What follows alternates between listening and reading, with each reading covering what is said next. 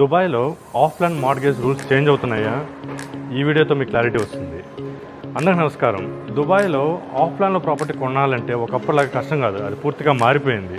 సింపుల్గా చెప్పాలంటే దుబాయ్ ఒక కొత్త మార్ట్గేజ్ సిస్టమ్ తీసుకొచ్చింది, ఎస్పెషల్లీ ఫర్ ఆఫ్లైన్ బయర్స్. ముందు ఎలా ఉండేదంటే మనం ప్రాపర్టీ బుక్ చేసిన తర్వాత కన్స్ట్రక్షన్ పూర్తయ్యాక హ్యాండ్ ఓవర్ టైంలో మార్ట్గేజ్ ప్రాసెస్ అనేది స్టార్ట్ అవుతుంది. అప్పటి వరకు మనకు ఫుల్ క్లారిటీ ఉండదు. కానీ ఇప్పుడు అది రివర్స్ డైరెక్షన్లో మూవ్ అవుతుంది. Emirates NBD and Dubai holding real estate కొత్త మోడల్ సిస్టమ్ని ఇంట్రడ్యూస్ చేశాయి. ఇప్పుడు బయర్స్కి ప్రాపర్టీ బుక్ చేసుకునే టైంలోనే మార్ట్గేజ్ అప్రూవల్ వస్తుంది. అంటే మీరు ప్రాపర్టీ బుక్ చేస్తున్నప్పుడే బ్యాంక్ సైడ్ నుంచి ఎంత లోను, స్ట్రక్చర్ ఏంటి, ఫీజిబిలిటీ అనేది క్లారిటీ వస్తుంది. ఎర్లియర్ చాలామందికి లాస్ట్ స్టేజ్లో సర్ప్రైజ్ వచ్చేవి.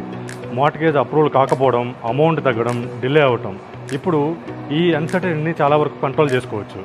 ఆల్రెడీ ఈ సిస్టమ్ మేజర్ డెవలపర్స్తో ఇంప్లిమెంట్ అయ్యింది, లైక్ దుబాయ్ ప్రాపర్టీస్, మెరాస్, నకిల్. ఇది బయర్స్ కాన్ఫిడెన్స్ని ఇంకో లెవెల్కి తీసుకెళ్తుంది. కానీ ఒక పాయింట్ క్లియర్గా చెప్తాను, మార్ట్గేజ్ ఎర్లీ అప్రూవల్ వచ్చిందంటే ప్రతి డీలు పర్ఫెక్ట్ అని కాదు.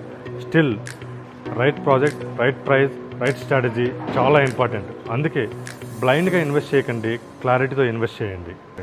మీరు దుబాయ్లో ఇన్వెస్ట్ చేయాలని ప్లాన్ చేస్తే right opportunities, IRR, ROI complete breakdown కోసం దుబాయ్ అని DM చేయండి. Happy selling to sellers and happy buying to smart buyers. Thank you.